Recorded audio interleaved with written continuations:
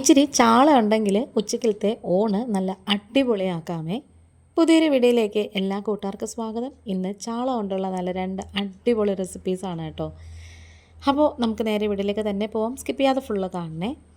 ഞാനിപ്പം ചാളയുടെ പനഞ്ഞിൽ എടുത്തിട്ടുണ്ട്. നമ്മൾ പരു, മുട്ട, പനഞ്ഞിൽ എന്നൊക്കെ പല നാടുകൾ പല പേരിലാണ് അറിയപ്പെടുന്നത്.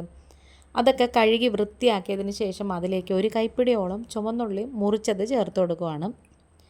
ഇതിൽ ഒരു കോംപ്രമൈസും ഇല്ല. സവാള ഒട്ടും എടുക്കരുത്, ചുവന്നുള്ളി തന്നെ എടുക്കണേ. ഇനി ഇത് വേവാനുള്ള കുറച്ച് വെള്ളം ഒഴിച്ചു കൊടുക്കാം. പിന്നെ ആവശ്യത്തിന് ഒരു നുള്ളു മഞ്ഞൾപ്പൊടിയും പാകത്തിനുള്ള ഉപ്പും പിന്നെ മസ്റ്റായിട്ട് വേണ്ടത് ഇതുപോലത്തെ ഉണ്ടമുളകാണ് കേട്ടോ. ഇച്ചിരി നല്ല മണവും നല്ല എരിവും ഉള്ള മുളക് ചേർത്ത് കൊടുക്കാം. അല്ലെങ്കിൽ കാന്താരി ഉണ്ടെങ്കിൽ അത് ചേർത്താലും മതി. അതും അല്ലാന്നുണ്ടെങ്കിൽ മാത്രം പച്ചമുളക് എടുത്താൽ മതി.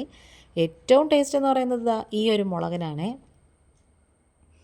ഇതിപ്പം 1/2 കിലോ ചാളയുടെ പനഞ്ഞിലാണ് ഈ ഒരു കറി വെക്കാനായിട്ട് എടുത്തേക്കുന്നത്. കുറച്ച് സമയം കഴിയുമ്പോൾ തന്നെ ഇത് പെട്ടെന്ന് തന്നെ വെന്ത് കിട്ടും. ഇതുപോലെ ഒരു വെള്ളവും കൂടി ഒന്ന് വറ്റി വരാനുണ്ട്. പനഞ്ഞിലെന്നൊക്കെ പറയുന്നത് കുട്ടികൾക്കൊക്കെ കൊടുക്കാൻ ഏറ്റവും നല്ല ഹെൽത്തി ആയിട്ടുള്ളൊരു ഐറ്റമാണ്. പിന്നെ മുതിർന്നവർക്ക് ഇത് ഭയങ്കര ഇഷ്ടമാണ് കേട്ടോ. ഇവിടെ നമ്മൾ എപ്പോൾ വാങ്ങിച്ചാലും തോരൻ വെക്കണമെന്ന് വിചാരിക്കും, പക്ഷേ കിട്ടത്തില്ല. മിക്കവാറും വറുക്കുവാണ്. അപ്പം ഇന്നിപ്പോൾ എന്തായാലും തോരൻ അങ്ങ് വെക്കാമെന്ന് വിചാരിച്ച് ഒരു നേരത്തേക്ക് ഒരു കൊതിക്ക് കഴിക്കാൻ അത്രയേ ഉള്ളൂ കേട്ടോ.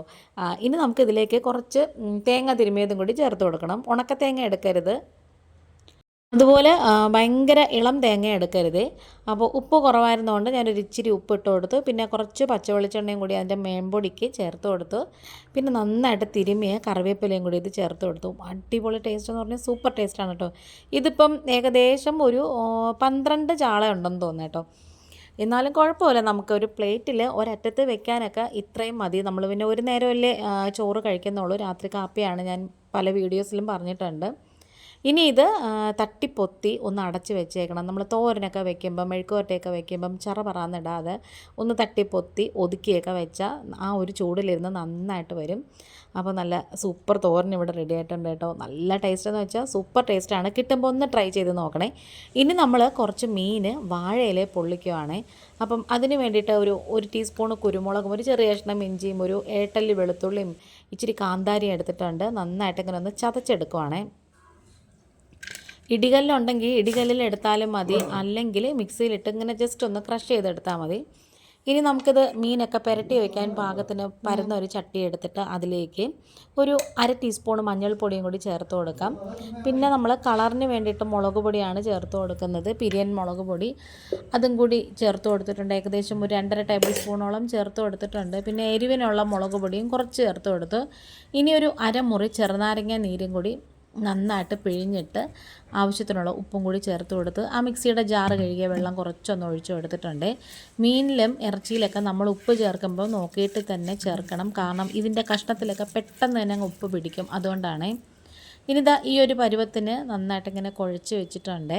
ഇനി നമുക്ക് ആ മീൻ ഇതിലേക്ക് ചേർത്ത് കൊടുക്കാം. മീനൊക്കെ നമ്മൾ കഴുകി വൃത്തിയാക്കി വെച്ചിട്ടുണ്ട്. ഉളുമ്പ് മണമൊക്കെ പോകാൻ വേണ്ടിയിട്ട് നല്ല പരലുപ്പൊക്കെ ഇട്ട് അലമ്പി കഴുകി വെച്ചിട്ടുണ്ട് കേട്ടോ. അതുപോലെ തന്നെ നമ്മളെപ്പോഴും ഇതേപോലത്തെ ചാളയായാലും ശരി വേറെ ഏത് മീനായാലും ശരി അതിൻ്റെ ഒരു അഴുക്ക് പോകണമെന്നുണ്ടെങ്കിൽ കുറച്ച് പുളി ആ ഒരു വെള്ളത്തിൽ ഇട്ടിരുന്നാൽ മതി. അത് കുടംപുളി ആയാലും വാളംപുളി ആയാലും കുഴപ്പമില്ല, ഒരു ചെറിയൊരു കഷ്ണം മതി. അങ്ങനത്തെ നമ്മൾ ചാളയൊക്കെ നന്നായിട്ട് വെട്ടി കഴുകി വൃത്തിയാക്കി നല്ല അടുപ്പിച്ച് വരഞ്ഞ് വെച്ചിട്ടുണ്ട് കേട്ടോ. എങ്കിലേ മസാലയൊക്കെ അതിൻ്റെ ഉള്ളിലേക്ക് നന്നായിട്ട് പിടിക്കത്തുള്ളൂ. ഞാനിതിപ്പോൾ മൊത്തവും മീനും വറക്കുന്നില്ല, കുറച്ചേ വറക്കുന്നേ ഉള്ളൂ. ബാക്കി ഞാനത് മസാലയൊക്കെ പുരട്ടിയിട്ട് അങ്ങ് ഫ്രിഡ്ജിൽ വെക്കുവാണ്. അപ്പോൾ നാളെ ചോറ് കൊടുത്തു വിടാനെടുക്കാം, അപ്പോൾ നമുക്ക് ഉച്ചക്കലത്തേക്ക് കഴിക്കാനെടുക്കാം. അതിന് വേണ്ടിയിട്ടാണ്. ഇതുപോലെ നന്നായിട്ട് ഇങ്ങനെ ഒന്ന് മസാലയൊക്കെ പുരട്ടി കൊടുക്കണം. ഈ ഒരു വീഡിയോ കണ്ടുകൊണ്ടിരിക്കുന്ന സമയത്ത് ചാനൽ ഇഷ്ടപ്പെടുകയാണെന്നുണ്ടെങ്കിൽ പ്ലീസ് ഒന്ന് ലൈക്ക് ചെയ്യും, ഷെയർ ചെയ്യും, കമൻറ്റ് ചെയ്യും, സബ്സ്ക്രൈബ് ചെയ്ത് സപ്പോർട്ട് കൂടെ ചെയ്യണേ. ഇതുവരെയും സബ്സ്ക്രൈബ് ചെയ്യാതെ കാണുന്ന കൂട്ടുകാരാരെങ്കിലും ഉണ്ടെങ്കിൽ ആ ഒരു ബെല്ലൈക്കണും സബ്സ്ക്രൈബ് ബട്ടണും പ്രസ് ചെയ്തിട്ട് അതിൽ ഓൾ എന്ന ഓപ്ഷനും കൂടി കൊടുക്കണേ. എങ്കിൽ മാത്രമേ ഞാനിടുന്ന നെക്സ്റ്റ് വീഡിയോസൊക്കെ നോട്ടിഫിക്കേഷനായിട്ട് നിങ്ങൾക്ക് കിട്ടത്തുള്ളേ. അതുപോലെ തന്നെ നമ്മൾ ഈ മസാല പുരട്ടുമ്പോൾ ഉണ്ടല്ലോ, ആ വരഞ്ഞ ആ ഒരു ഭാഗത്തും അതുപോലെ ഉള്ളിലുമൊക്കെ നന്നായിട്ട് പുരട്ടി കൊടുക്കണം. ഇതാണ് കേട്ടോ നമ്മൾ ചേർക്കുന്ന ഒരു സീക്രട്ട് ഇൻഗ്രീഡിയൻ്റ് എന്ന് പറയുന്നത്. മീൻ വറുക്കുമ്പം ഒരു ടീസ്പൂണോളം കടലമാവുണ്ടല്ലോ, അത് ചേർത്ത് കൊടുത്താൽ നല്ലൊരു ഫ്ലേവറും നല്ല ടേസ്റ്റും ആ ഒരു അരപ്പൊക്കെ ആ ഒരു മീൻ കഷ്ണത്തിൽ നന്നായിട്ട് പിടിച്ചിരിക്കും. നല്ല ടേസ്റ്റാണ് കേട്ടോ. അരിപ്പൊടിയൊന്നും അല്ല, അരിപ്പൊടി ചേർക്കുന്നതിനേക്കാളും ടേസ്റ്റാണ് കേട്ടോ ഇങ്ങനെ ഈ ഒരു ടീസ്പൂണ് കടലമാവ് ചേർക്കുമ്പം. അപ്പോൾ അതേ അത്രയും ഞാൻ ബാക്കി മാറ്റി വെച്ചേക്കുവാണ്. ഇനി പരന്ന ഒരു ചീനിച്ചട്ടി എടുക്കുവാണ്. അതിലേക്ക് ഇല വെച്ച് കൊടുത്ത് വാഴയില വെച്ച് കൊടുത്തതിന് ശേഷം കുറച്ച് വെളിച്ചെണ്ണ ഒഴിച്ച് കൊടുക്കാം. ഈ ഡയറ്റൊക്കെ നോക്കുന്നവർക്ക് ഇതുപോലെ മീൻ പൊള്ളിച്ച് കഴിക്കുന്നത് നല്ലതാണ്. പിന്നെ ചിലർക്ക് ചാള ആയാലും ശരി, അങ്ങനെ വേറെ ഏതെങ്കിലും മീനായാലും ശരി ഒരുപാട് മൂത്ത് പോകുന്നത് ഇഷ്ടമല്ല.